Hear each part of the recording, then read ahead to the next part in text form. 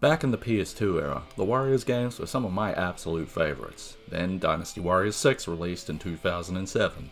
This was personally one of the first times I remember getting caught up in the hype cycle for a game, and then being left severely disappointed. And I wasn't alone. This game was pretty much a failure across the board and didn't really please anyone. Not the hardcore fans like me, not the casual fans, and certainly not the critics. Then almost 4 years later, Dynasty Warriors 7 released, and it seemed like a pleasant surprise. And the fandom was pretty much happy with this, myself included at the time. It seemed like a return to form at first, however after a handful of hours with the games, the cracks really started to show for me. And despite it being a baby step back in the right direction in some ways, it was ultimately even more disappointing than Dynasty Warriors 6 in other ways. And this became a problem for me, because Dynasty Warriors 7 was a success. The fans really liked it, and it sold really well. And so it kind of became the new basis for how to make a Warriors game in the HD era. Its template essentially being copied again for Dynasty Warriors 8, Samurai Warriors 4, all of the One Piece Pirate Warriors games, Warriors Orochi 3 and 4, Hyrule Warriors, etc., etc. And being a super fan of the PS2 era games, I really wanted to like all of these games. And I'm not trying to attack anyone who does like them, or claim my opinion is any more important or valid than any of yours. If anything, I really want to be on the whole Musou/Warriors game of hype train again, but a lot of things present in the old games that I really like have been removed and haven't been seen again since. And to a lot of people who like the new games or haven't played the old games, these things are often ignored or overlooked. And people are quick to talk about how things have always been like this whenever I criticize the newer games. When I don't think things actually have always been like this. The games have changed pretty fundamentally over the years, and that's what I want to show today. So whether or not those changes are for better or for worse is ultimately up to you, but I want to make my case that both the changes exist and that many of them are for the worse. This is Game Ranker, and this is the decline of a dynasty. Warriors, but also Samurai Warriors, and Warriors Orochi, and various other warriors.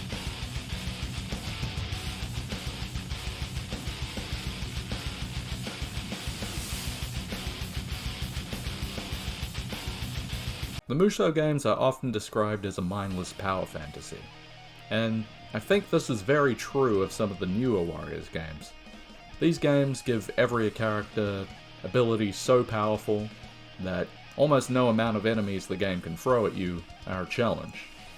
The appeal of these games like Dynasty Warriors 8, or One Piece Pirate Warriors 4, or Warriors Orochi 3 and 4, is all about making you feel really overpowered and allowing you to, without much effort, defeat lots of really weak and ineffective enemies with really flashy abilities. And I don't have a problem with a game that makes you feel very powerful. In fact, that in of itself is usually a pretty fun thing to play around with. But that alone, without anything else, is what I would call a mindless game, or mindless fun. All style and very little substance. Some people are really into this sort of thing, and if that's you, have at it. But for me, I don't really think that's a fun game. I like Simplistic, but I'm not a fan of mindless games. And the biggest misrepresentation of the old games is that they are just as mindless as the newer Warriors games, where I don't think that's true. I also don't really feel like something mindless is really an effective power fantasy, because without just a little counterbalance, something to make you feel like despite being very powerful, you can't just roll over everything the game throws at you with little to no effort, or without making any decisions. Without that balance, power becomes tedium, and wielding that power feels more like a chore than a reward. That is the core difference between games like Dynasty Warriors 5 or Samurai Warriors 2 compared to Dynasty Warriors 8 or One Piece Pirate Warriors 4. Because these newer games provide power fantasy in excess, with no counterbalance, In older Warriors games, I get to express my power alongside just a tiny bit of skill expression against enemies that don't want to just stand there and take my shit. They fight back and are pretty simple, but actually threatening. If you're not paying attention, they can mess you up real quick, and so it feels satisfying to crush them. And it's simplistic fun, but not mindless. Whereas in a game like Dynasty Warriors 8, or One Piece Pirate Warriors 4, I basically feel like I'm fighting punching bags or target dummies that do barely anything, while I spam extremely overpowered moves. Which I think fits the description of mindless power fantasy to a T. Maybe that's your thing, and that's all good. But I don't really think anyone can argue that there is any room to master Dynasty Warriors 8 or One Piece Pirate Warriors 4. Whereas I will make a case that there is just a little bit of room to master games like Dynasty Warriors 4 or 5, or Samurai Warriors 2, or any of the other PS2 era Warriors games. We touched on overpowered abilities in the newer games, so let's go into a little bit more depth there. Start with Musou moves, your classic fighting game style super moves where you spend your built-up meter for an ultimate finishing move. The Dynasty Warriors 8 Musou moves are a lot more flashy, and obviously more powerful, so they may, for many people, be immediately more gratifying to use. But because the baseline power of a Musou attack is so high in Dynasty Warriors 8, individual characters don't stand out much against each other when comparing the differences in their attacks. What is the difference between these two characters' Musou attacks, really? They can try to dress it up as much as they want with different animations and effects, but ultimately, they are both just two massive AoE blasts that deal huge damage. Come to think of it, that's literally every Musou move in Dynasty Warriors 8.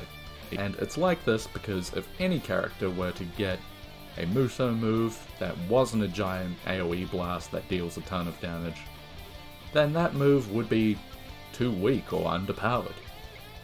And this isn't just a Dynasty Warriors 8 problem, it's present in every new Warriors game, and makes all of the characters across all of the games feel completely uniform and indistinguishable from each other, no matter what unique design or weapon they might have.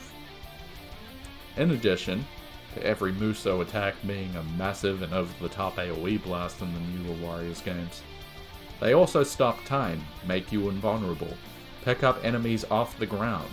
They're unblockable, and they drag units from the side or from behind you to in front of you a lot of the time. So there's no risk, reward, or need to aim, or anything to make using them fun or gratifying. This, coupled with their lengthy canned animations, honestly makes using them feel annoying to me, because they don't really interact with the rest of my character's kit. They are basically entirely separate and put a pause on the action. Maybe only for a few seconds, but it's a few seconds you're going to see at least a dozen times every stage. It adds up, and I find myself wishing the newer Warriors games had an option in the settings to skip the animations after a level or two. However, the stopping of time effect using your Musou doesn't happen when you play these games cooperatively, either online or in split screen, which is a big problem because your character is still locked into a really long animation you can't cancel out of. So now, kinda hilariously, all of the enemies and your allies keep moving around and fighting like normal while you do your canned Musou animation. Oftentimes, by the time your Musou finally fires off, the enemies have moved out of the way or gone on to fight somewhere else and you don't hit anything. Keep in mind, local and now online co-op has always been a major selling point of Dynasty Warriors. I mean, my first experiences playing Dynasty Warriors were split-screen Dynasty Warriors 4, and it was a great time. But now, the gameplay mechanic, Musou, which the brand is literally named after, no longer works in co-op. And frankly, that's just bad design. Inexcusably bad. Now let's look at the Musou moves in Dynasty Warriors 5. Much like newer Warriors games, they make you invulnerable while you use them. and cancel you out of any animation you are currently in, including breaking you out of stagger. So they act as a great panic button when you are in trouble, just like the newer games. However, unlike the newer Warriors games, there's no big pause in the action to watch an animation flourish. It simply fires off instantly, with no time spent waiting around, waiting for the same animation you've likely seen dozens of times by now. This more seamless integration allows you to make an effort to see how you can chain your Musou to combo with whatever regular attacks you were doing before, which isn't as easy to do as it is in the recent Musou games, because Musou attacks don't pick you up off the ground, and they aren't unblockable, making Musou attacks feel like a core part of your character's kit, instead of a gimmicky press one button to delete everything on screen. You can also cancel out of your Musou early by letting go of the circle button. If your HP is in the red, your Musou move is made more powerful, getting a flame damage over time effect added to the regular hits, and getting a far more powerful and flashy super move. Even stops time for a brief moment and pans the camera around stylistically. And this functionality doesn't break when you play it in co-op, as you can see here.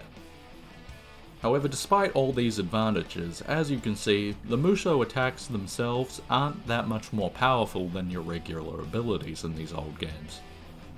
They are slightly empowered combo or special attacks, not that much stronger than your regular combo moves. Instead of being a replacement for your regular abilities when you have the meter to spend on a grossly overpowered finisher move, the Musou moves in old Warriors games work in tandem with your regular kit, and encourage you to experiment with ways to seamlessly combo regular attacks into Musou attacks, and maybe even back into regular attacks. Also, because the baseline power of any Musou attack in Dynasty Warriors 5 is more in line with the regular abilities, it means you have more possibilities for what a Musou attack can be, now that they don't all have to be gigantic AoE blasts to keep up. Let's compare a few. A character like Guan Yu has a very standard feeling Musou move. He spins around, striking everyone around him with a combo attack, and this is how I'd say most of the Musou moves work. Not all a spin, but some kind of variation on an AoE combo attack. Whereas a character like Gan Ning has a Musou attack that is very much an outlier, causing him to sprint forward really fast while holding his sword in front of him. When he passes through an enemy, he deals massive damage, but it's really difficult to steer him in a way to hit the same character multiple times. Difficult, but not impossible. Managing to hit the same character several times for a really quick kill feels like a great little moment of skill expression when you're playing Gan Ning. His Musou move isn't overpowered, in fact it's quite easy to whiff and then it looks bad. But it's very unique, and offers just a small and not too complicated little mechanic that is actually worth practicing with and mastering a little bit. Something completely lacking from every single Musou attack in the newer games. Gives you that nice little feeling of satisfaction, like, yeah, I actually learned how to play this character. I can do some things that I couldn't when I first started playing as Gan Ning, which, to be honest, is a feeling I never really get when playing Dynasty Warriors 8 or One Piece Pirate Warriors 4. The same goes for Zhou Tai's Musou attack, which has him plant his feet in the ground and stand still while rapidly slashing a very small amount of targets in a small area in front of him. This gives Zhou Tai a nice little unique identity as a sort of officer assassin. Musou moves like Gan Ning's or Zhou Tai's on a character in Dynasty Warriors 8 would probably feel like an underpowered ability for any character in that game to have. Because in all the newer Warriors games, every Musou attack is both a giant AoE crowd clearing move as well as a very high damage officer killing move. And that power creep and the lack of depth in the gameplay mechanics ultimately limits what can make characters unique in these newer games. The gameplay mechanics of Dynasty Warriors have always been simplistic, don't get me wrong. Same goes for the characters and their kits. Anyone could pick up and play Gan Ning in Dynasty Warriors 5 and understand how he works in like an hour or two at most, just like the newer Warriors games. The key difference is, there's just a little bit of uniqueness to gun Ning in the old games, and indeed every character in Dynasty Warriors 5. Not so much that you need to spend hours practicing or have pro gamer skills, but enough to make Gan Ning stand out and ask the player to, just a little bit, learn how to properly use his abilities.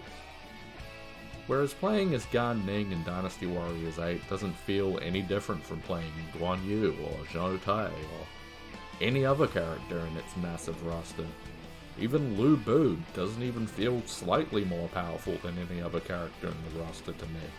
Because when every single character does this much damage in this big an AoE, what are you supposed to do to make a character like Lu Bu feel more powerful or special? There really isn't anything you can do.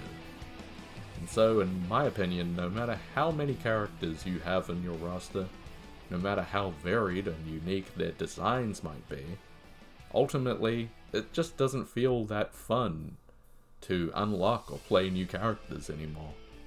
It doesn't feel any different to play as Lu Bu as opposed to Sun Quan. And it extends to the other games. Luffy doesn't feel any different to playing Zoro. And same goes for all the other characters in all the other games. There's just not enough depth in the gameplay, and not enough restraint in each character's design to make any of the characters stand out compared to each other. They all do exactly the same thing.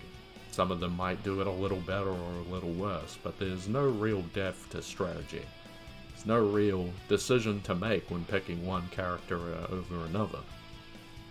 I was also originally gonna lump in Samurai Warriors 4 too in this regard, but revisiting the game for this video and taking a closer look made me like this game a little more than I did the first time around. More on that later. Now, I spend a lot of time talking about Musou attacks. Maybe too much, even though they are literally what the brand is named after. But in truth, I wanted to get all of these flaws out of the way with the mechanics and design of Musou attacks, because the same is true of every game mechanic in newer Musou games. All of the characters' regular moves are also big AoE attacks that deal a ton of damage, so all of them are ideal for clearing large groups of enemies and tougher individual enemies. There honestly doesn't feel like much of a difference between using a character's 3 square charge move as opposed to their 4 square charge move. They both do the same thing. In Dynasty Warriors 8, they added weapon switching with a color matching rock, paper, scissors mechanic. And what happens when you hit an enemy with the weapon type that they are weak to? A giant overpowered AoE attack that hits a whole bunch of times, great at clearing both big crowds and killing powerful individual enemies. One Piece Pirate Warriors 4 has these special moves that each have their own individual meters built up by dealing and taking damage, just like Musou attacks. Literally all of them are a big AoE attack, a power-up, or a big AoE attack that stops time, like a Musou finisher in Dynasty Warriors 8. You can unlock a bunch of new ones than what you get at the start, but every single special move across all the characters does the same thing. Samurai Warriors 4 too has Musou attacks reminiscent of the old games, but now all followed by a flashy super finisher move, and you guessed it, they are all big AoE attacks, good at killing big groups of enemies as well as stronger individuals. And in the current state of the series, this is how every new gameplay mechanic or new move they add has to be. Not only to keep up with the constant power creep, but also because the games don't vary up the situations they put you in, ever. You are always fighting several officers and dozens if not hundreds of troops, and you are the only one on the battlefield doing any work. The old games also lacked that much variety too, don't get me wrong, but they at least made me think about one very basic thing that the newer games don't. And that's simply, which of my moves are good for killing crowds of enemies, and which are good for killing tougher individual enemies. Now even a decision that basic is out of the question. The gameplay mechanics of the PS2 era Warrior games are simple, cathartic, easy to learn, and with just a little bit of room for mastery and skill expression. asking just enough from you as the player to engage and reward you with a sense of overcoming challenges. The newer Warrior games, however, ask almost nothing of you. It's just mindless fun after all, so you barely even need to be paying attention to win in a newer Warriors game. And so they don't really feel like an effective power fantasy to me. There's no real obstacles to overcome, and it's a shame because those kind of obstacles are the best opportunity for flexing your character's powers. And without a challenging obstacle, the extreme amount of power you wield feels like a chore. It feels like playing a game with a God mode cheat on. The new Warriors games, to me, demonstrate that bigger is not always better. Dynasty Warriors 8 compared to Dynasty Warriors 5 has a much bigger roster of characters, but with much less tangible difference between them. Much more powerful abilities for the player to use, but a lot less to think about in terms of when and how they use them. But nowhere is this more true than in the enemies and the battles that you fight. The amount of enemies on screen and that flood the battlefield in the newer Musou games is higher than it's ever been before, but it ultimately feels like a waste when the AI that controls all these enemies, whether they be regular troops or officers, is so much worse than it was in the PS2 Musou games. And it isn't like the AI in the previous Warriors games was super complex or anything. They had very basic behavior, and any enemy on its own was an absolute piece of cake. However, enemies were not totally passive in the old Musou games. Even the basic soldiers would take a swing at you fairly regularly, doing decent damage each time and staggering you. So if you got too cocky and tried to fight several enemy officers and their troops on your own without any backup, with the simplistic combat mechanics and your balanced power levels, it's pretty easy to get stun locked and or air juggled to death. Don't get me wrong, it's far from impossible to win fights surrounded and outnumbered, but you need to pay at least a little bit of attention when doing so. And using your Musou move once isn't going to take care of all your problems. And it is like this due to the enemy AI being at least reasonably aggressive, that the game can put you on your toes. It is a little harder to compare the AI of these games than I initially thought, however.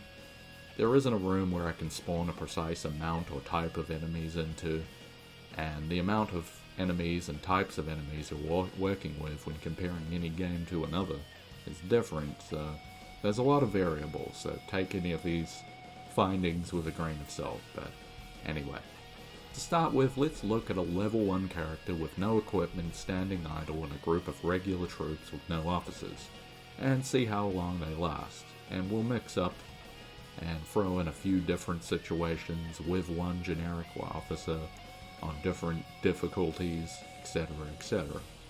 For Dynasty Warriors 5, things get a little weird as each stage has its own difficulty separate from the difficulty you select, which is true of some but not all of the Warriors games, making this a little weirder than it already is.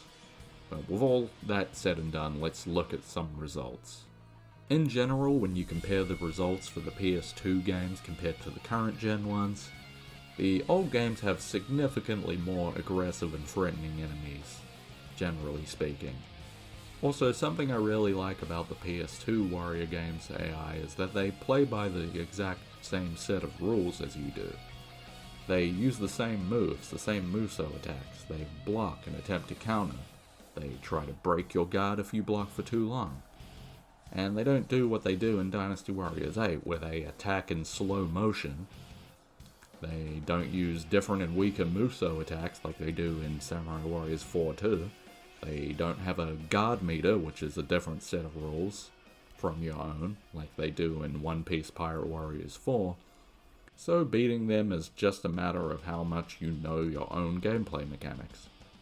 And if they are playing a character you know, you can use that knowledge against them, rather than the newer games which force the enemy officers to play by a different set of rules from your own for the sake of game balance, except it doesn't really work. All these enemy officers in the newer games are piss easy to defeat.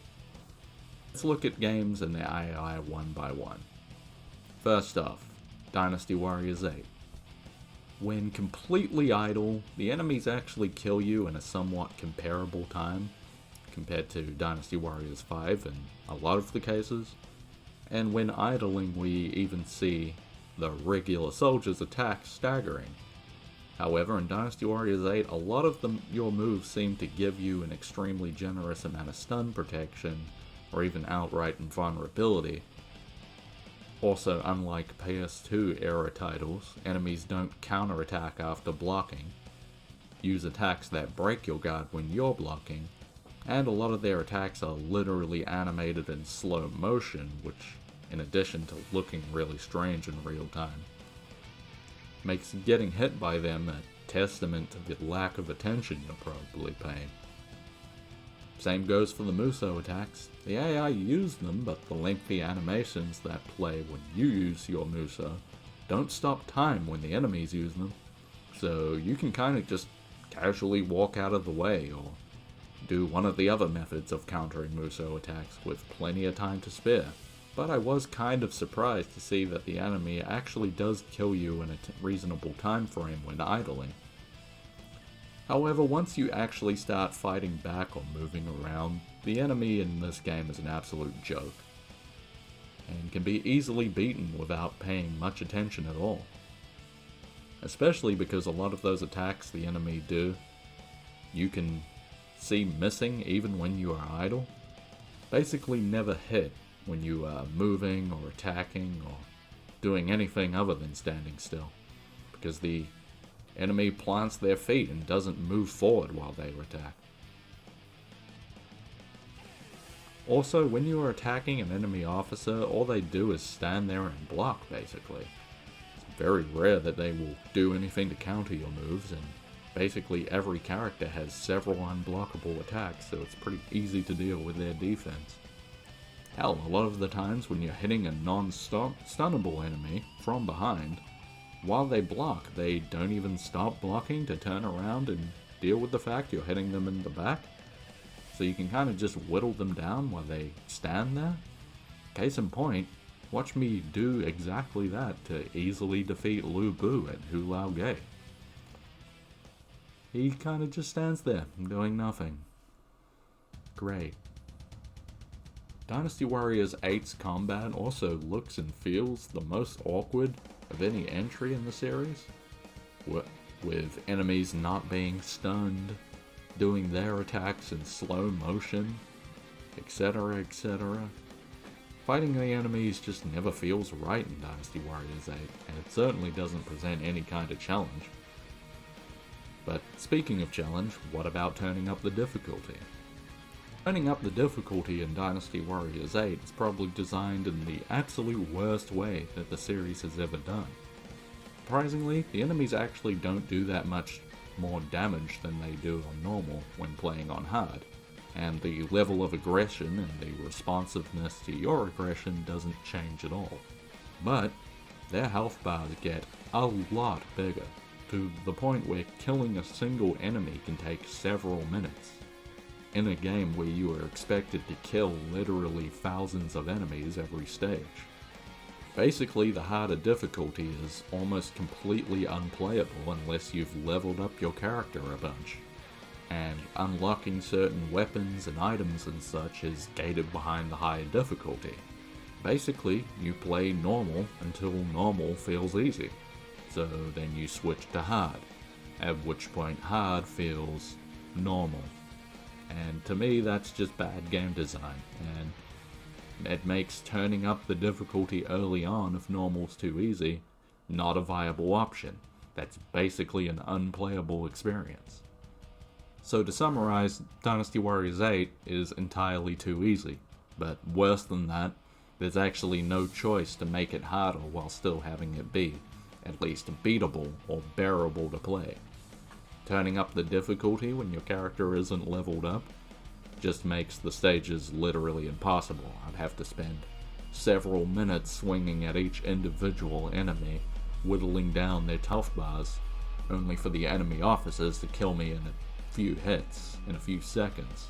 Next, Samurai Warriors 4-2. The troops and officers in Samurai Warriors 4-2 are more aggressive than those in Dynasty Warriors 8, and it reflects in the idle tests.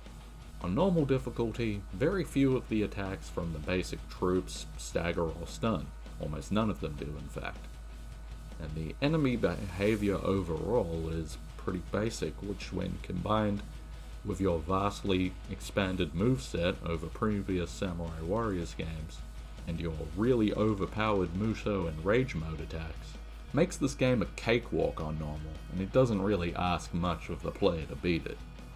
So I was ready to lump it in with Dynasty Warriors 8 and One Piece Pirate Warriors 4, having previously only played this game on normal difficulty. But upon revisiting this game and looking to see how its difficulties are balanced, I ended up enjoying this game a lot more when I realized that hard mode doesn't make the enemies take way too long to kill on an unleveled character. In fact, it barely increases their HP at all, instead increasing the damage they deal, and it seems to have an effect on the enemy's aggression, but I can't exactly verify that. Then there's Nightmare mode, the extra hard mode, which once you reach a certain level for it to become viable, is my most fun way of playing this game, as it really forces you to dig deep and use all of your character's overpowered moves to win. But unfortunately, like I just mentioned, you need to level up your character to a certain degree before this becomes an even viable way of playing the game. In my experience, your characters need to be at least level 20 or 30, otherwise before that, every single enemy one-shots you on Nightmare mode, so there's just no point. But I think it's acceptable, seeing as there's hard mode, which is a difficult mode to play, but doable at level 1. Pretty good, actually made me pretty happy. But what's cool is that, like, even at level 50, the max level in this game, Nightmare mode is still very lethal, you still die very quick. So there's never a point where you've leveled up all your characters so much that the highest difficulty becomes easy. And so difficulty feels relevant at all stages of the game. That's good game design and what I want to see more of. However, many of my criticisms of the newer Warriors games as a whole also apply here to this game. Every character's kit is loaded with a whole bunch of different AoE attacks to the point that none of the character's normal charge, hyper, or Musou attacks really feel or function any different from any of the other characters in the cast. There is at least a little bit to make me think about what character I want to play in the form of special attacks and the passive and active skills in the skill tree. Anyway, I'll talk more about this game in a future video, though it has many of the same flaws as other recent Musou titles and other ones that they don't.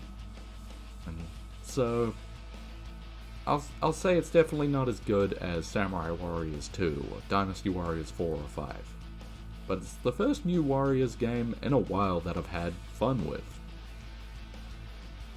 So, more about it another time. And then there is Pirate Warriors 4. The AI in this game is literally some of the most brain-dead AI I've ever seen in any video game ever. You will have to forgive the lack of footage here, since for some reason capturing footage for this game has been a little cursed for me. But I ran the same tests I did for all the other games, and against this game's troops you could put the controller down for almost 7 minutes before your character dies. You could literally forget to pause and go and have a smoke in a bathroom break and come back and you'd probably still be alive. So yeah, basically, this game has a very high amount of grunts on screen, but as you can see they do almost nothing. They barely attack. When they do, they miss most of the time, and even when they hit, they deal fuck all damage. And also when they hit, they don't stun you. Whether you play on normal or hard, they die real easy. Single attacks can literally take out hundreds of them at a time. Even on hard mode they don't do much damage.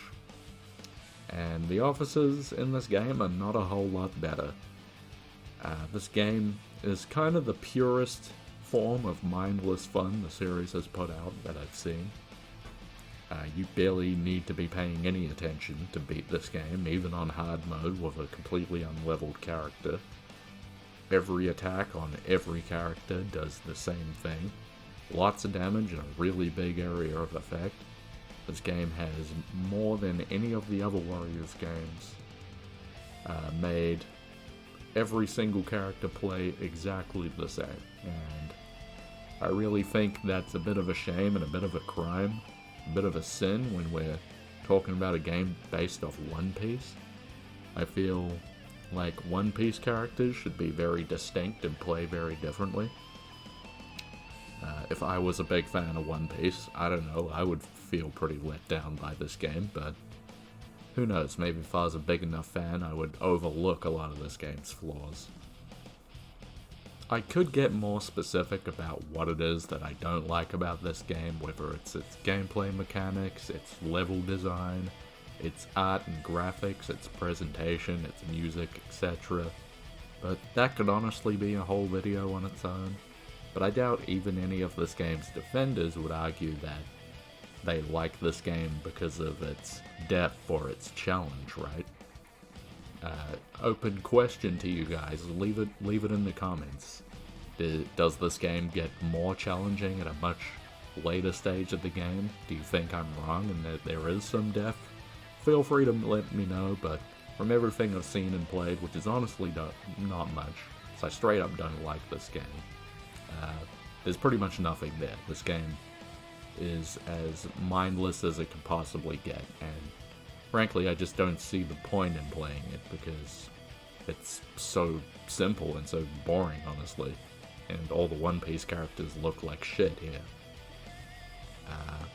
But that's enough about that game. It's definitely not difficult, we'll just leave it at that for now. With the AI being what it is across all of the games, that being very passive, weak, easy to kill, and non-aggressive, and the abilities that the players have at their disposal in pretty much all the new Musou games, it means that no matter what the enemy count is on screen, no matter how many generals or heroes or whatever they call them that you're fighting at the same time, they're never really a threat to you as long as you're on a difficulty that's relatively appropriate for your level. You barely need to be paying any attention while you go around the map, mopping up all the enemies. And so all of those enemies and strongholds and objectives around the map feel like a list of chores to me. There isn't any doubt that you will be able to beat them, and the game doesn't even ask for you to be more than just kind of awake at the wheel while you do your chores. All the newer Warriors games ask of you is to be patient enough to slog through using your overpowered abilities to kill several officers and hundreds of grunts in a single button press over and over, while the same extremely flashy and overly long animations that you have likely seen dozens if not hundreds of times by now play out again and again. The fact that even all on your own, outside of very specific, optional, and easily avoidable super challenges the game throws at you, such as Lu Bu, but as it turns out, not really Lu Bu. There is nothing to challenge or threaten you, and it renders being part of an allied army, contributing to a larger effort, completely pointless. And it's a shame, because this part of the series has always been somewhat undervalued, but in the new Warriors games you could easily forget you even have allies, until they become hindrance or you have to save them. Many people say the same thing about the older Warriors titles, but I think that's a mischaracterization, so let's take a closer look at that. So like I said before, getting surrounded by lots of troops and officers in Dynasty Warriors 5 and other PS2 era Warriors games can lead to a really quick death, because even the most basic and weak enemies can stagger you when they hit you. You can Musou attack out of the stagger, but not out of a full stun, or while you're being juggled in the air. So, assuming you're not overleveled and playing on an appropriate difficulty, soloing these camps with several officers, guard captains, and regular troops protecting them can be a dangerous task, doable but risky. This naturally incentivizes helping your allied generals and troops by dealing with enemy defenses and completing battlefield objectives. To help your allies push forward, then once your allies flood into that tightly guarded main camp you couldn't crack on your own, the task becomes much easier, and it gives you a satisfying feeling of a sort of symbiotic relationship you have with your allied troops and generals. Helping your allies out on the battlefield and making sure that their morale is high and that they're alive is almost like a separate little emergent difficulty selection.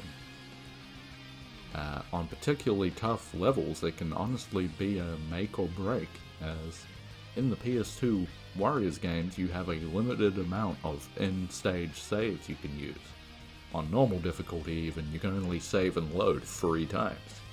And on the highest difficulty it's only 1 time. So if you want to avoid a lot of risk in those games, it gives you a natural gameplay incentive to make sure those defenses are broken through and make sure those allied generals don't get taken down. It's not entirely about you, it's not 1 versus 1,000, it's more like 100 versus 1,000. And it's a really cool, satisfying feeling to pick apart a battlefield and move from objective to objective, figuring out a route through the maps on higher difficulties to save as many allies in a quick time as you can. And none of these things are things you ever need to or should bother considering in the newer games. And we'll get to more about that later, but it's something about the old Warriors games that I miss. In the newer Musou games, your allied troops and generals still do fight and defeat enemies. However, no matter what difficulty you play on or what character you play, when playing through newer Warriors games, it is absolutely never necessary to clear a path for my allies to join me to crack a tough location. You know, other than when it is mandatory to make sure that they do so. In fact, when fighting alongside your companions, they really don't affect the fight much at all. They are window dressing to give a weak illusion of you being part of a larger collaborative effort, when in fact you do all of the work. In older Warriors games, you still do most of the heavy lifting. However, when fighting alongside allied troops and generals, they often take a very active role in the fight going on right in front of you, as well as when they are off screen.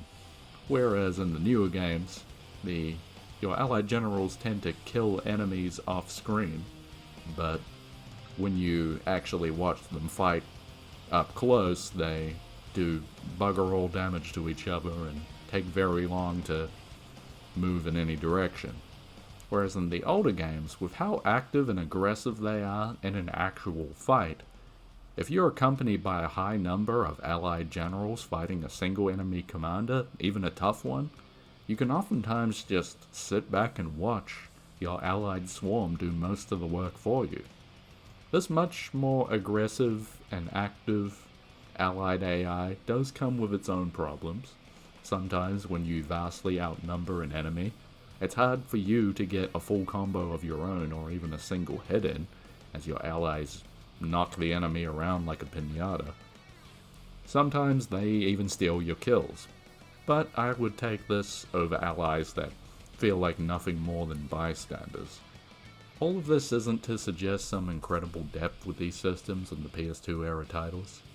The AI for both allies and enemies is very simplistic, but aggressive enough to ask the player to at least don't go too far and to be careful, without at least knowing how their character works first.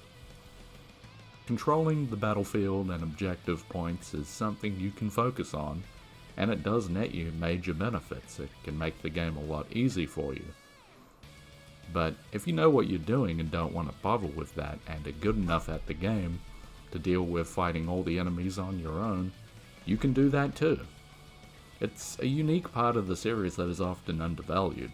I mean, I remember when I first played Dynasty Warriors 4, and the first thing I was impressed with was the scale of the battle, seeing all the allies and enemies fighting on screen in real time with no kind of trickery, no kind of shorthand, no enemies being off on the screen but outside of reach. Everything's happening for real. It's no smoke and mirrors bullshit. And that's really cool. And it's something that, other than the Warriors series, isn't really often replicated. I mean, outside of RTS games and stuff, of course, but that's kind of a different beast. So, in the future, I'd really like to see them lean more into this. It's something about Musou and Warriors games that technically still exists, but is a shell of its former self at this point. And it's not like its former self was even that complicated or in-depth to begin with. And yet this unique selling point never got developed any further. Instead, it got slowly stripped away over time instead of being improved upon. Which is sad, really. What has also been stripped away is level design. And again, it wasn't even that in-depth before, but let's compare. In all the PS2 era Warriors games, design of the map follows a pretty simple formula. A series of hallways leading to round arena-like areas and bigger, more open areas dotted with strongholds, guarded gates, some special objectives, and both sides' armies spread across the map fighting at various points over various things. What I want to focus on is the fact that you are very limited in where you can go on the battlefield. You may be put on a certain place in the map and given a certain task, but you can almost always decide to not do that and do something else. In most cases, if you wanted to, you could ignore everything else on the map and just go straight to the enemy main camp if you wanted to. It might be crowded with too many enemies. You might die because there's too many for you to deal with without getting stun locked or juggled to death without any backup.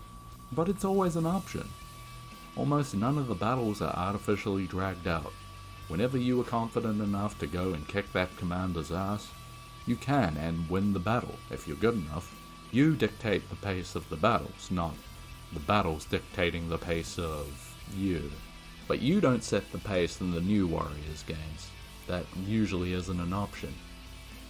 Despite being monstrously powerful and able to devastate pretty much any amount of enemies all on your own, you have most of your agency taken away from you when it comes to how you progress the mission.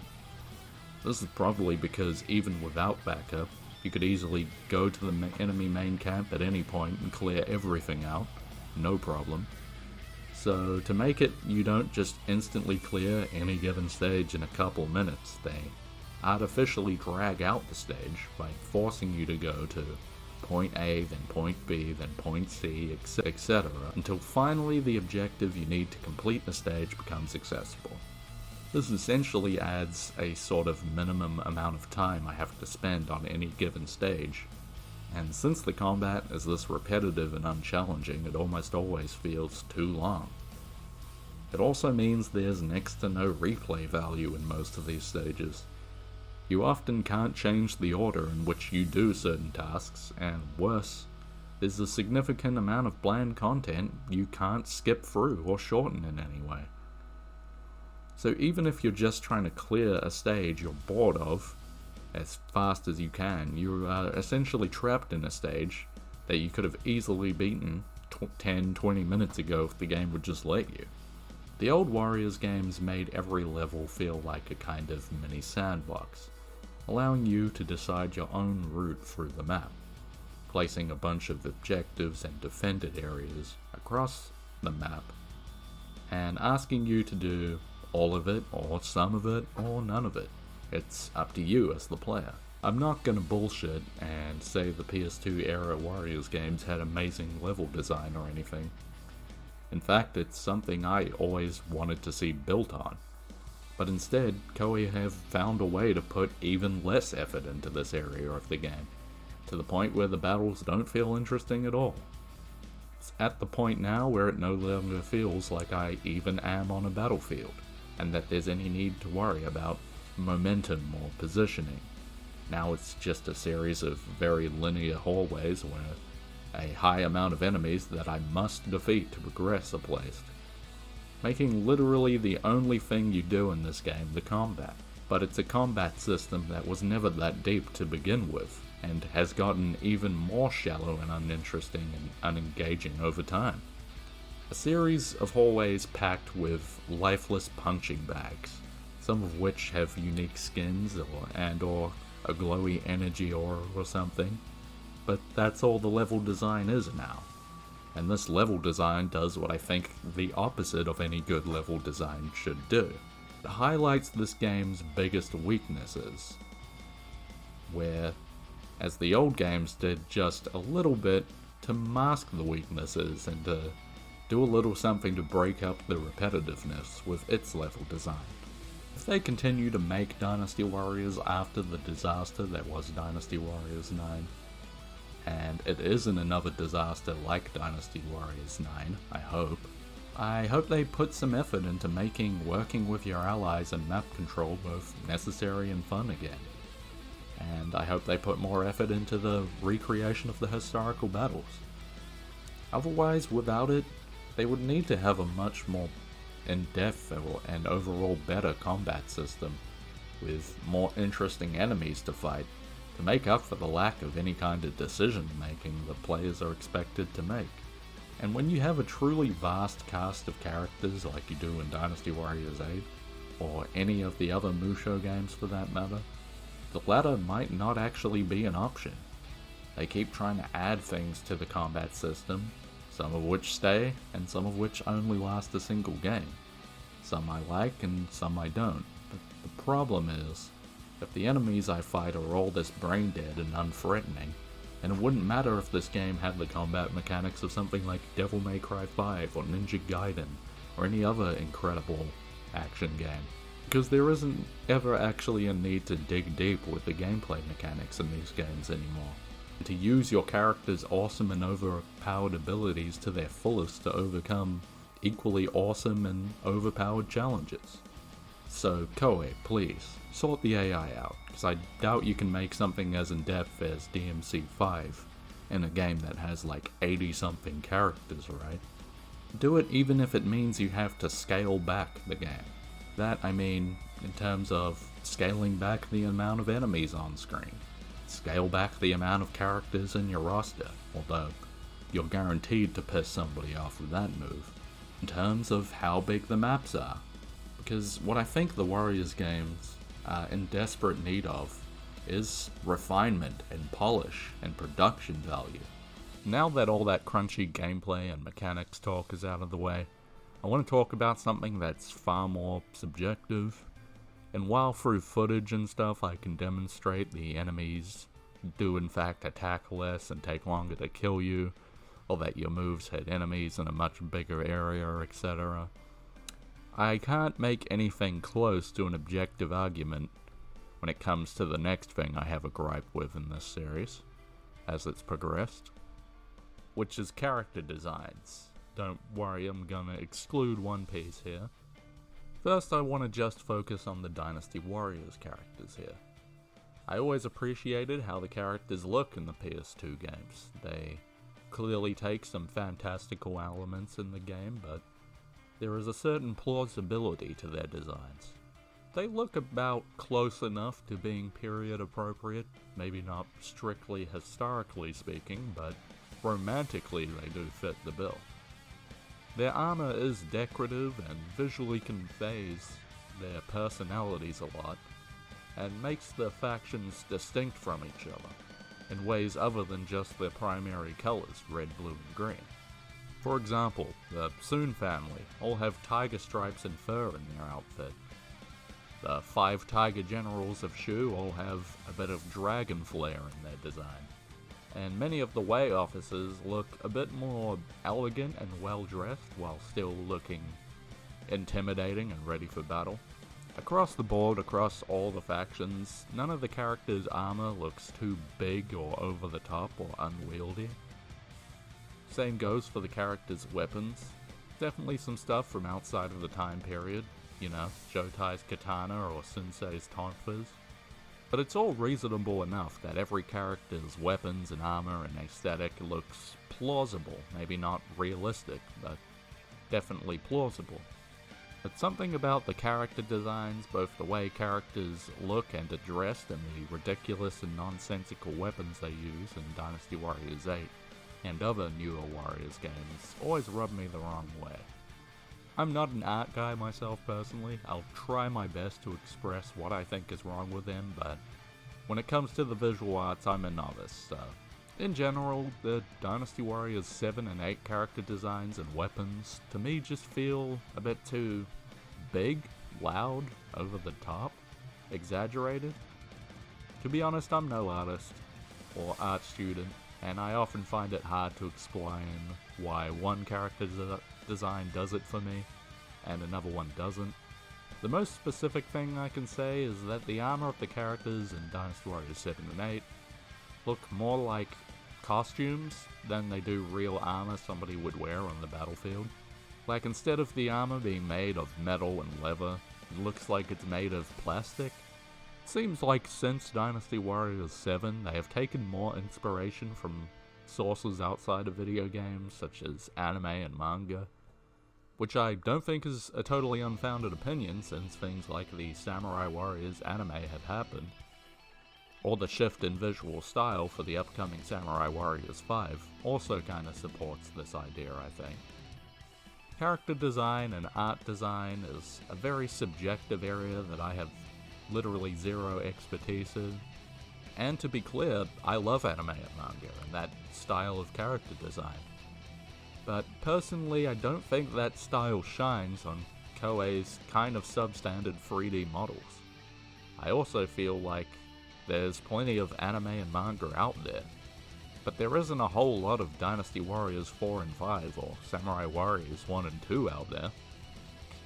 In the transition to this new visual style, something more unique is being sacrificed to try and look like something that is being done in many other places, and a lot better. But it's one of those things that I can show two different characters side by side and explain why I think one is worse than the other, but you might have a totally opposite opinion to me on that, so I won't dwell on this too much. In short, I think that the characters look a lot better in the old games and look a bit too over the top and over-designed in the newer games, in my opinion. I somewhat regret that finally, after starting this whole YouTube video thing, that the first video I'm making is this, about how Dynasty and Samurai Warriors has increasingly become a series not for me. Because there was a point when I was super into these games, and I would definitely call myself a big Koei fan, and I would defend against criticism. It makes me kinda sad that this franchise that I once had so much love for continues to pump out content of increasingly low effort and quality at a faster and faster pace, getting more and more creative in its ways to flip and reuse the same assets, and how to make a full game out of less and less original content. It's at the point when the most hardcore fans are increasingly getting their patience and wallets tested. But I didn't make this video just to dunk on the series from an outsider's perspective. Despite everything I've said, I still consider myself a fan of this series, and I still believe they could turn it around and make a great game again. And when they do, I'll happily shout from the rooftops about how much I like it, and tell everyone out there to go and play it. I'll probably put hundreds of hours into playing it myself and even buy a lot of its DLCs.